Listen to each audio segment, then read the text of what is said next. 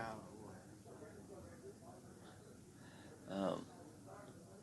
370 को लेकर के पूरे देश में बहस हुई और मुझे याद है उस समय जब 370 को लेकर के लोकसभा में बहस हो रही थी, उस समय भी पार्टी के पक्ष में मैं खड़े होकर के बोल रहा था। उस समय जो सवाल खड़े किए गए थे केवल समाजवादी पार्टी की तरफ से नहीं बल्कि अन्य दलों ने, और खासकर जो चुन करके आते हैं कश्मीर से, जम्मू से, उनके लीडर्स ने भी कुछ सवाल सरकार से पूछे थे।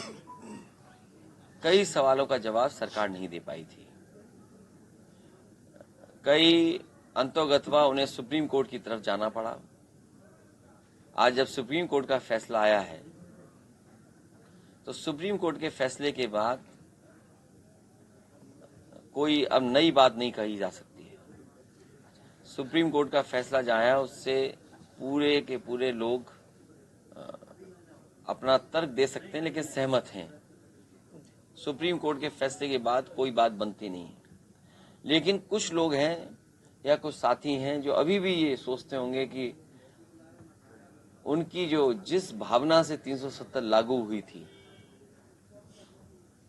उस भावना के पक्ष में निर्णय नहीं है।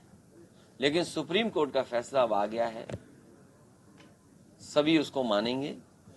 लेकिन कुछ सवाल ऐसे हैं सीमा की सुरक्षा को लेकर के, भारतीय जनता पार्टी को सीमा की सुरक्षा को लेकर के और ठोस क्या फैसले उठाएंगे वो बताने पड़ेंगे देश की जनता को।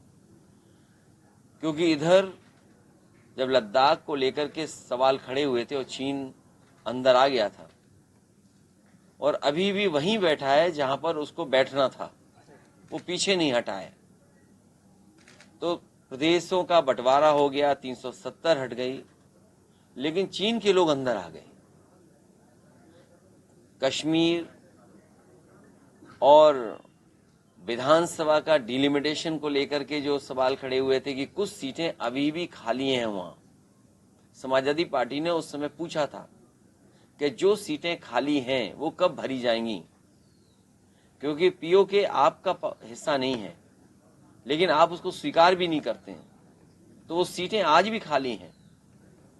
क्या भारतीय जनता पार्टी आने वाले समय में उन विधानसभा की सीटों को भरने के लिए कोई फैसला लेगी और आखिरकार कैसे वो भरी जाएंगी, ये बड़ा सवाल है।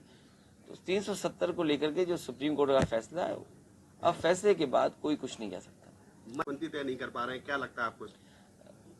अब बहुमत मिल गया है, मुख्यमंत्री भी बहुत जल्दी वो तय कर लेंगे। इसमें अब कोई क्या समय ही लग सकता है, सरकार थोड़ी रोक पाएगा कोई बनने से।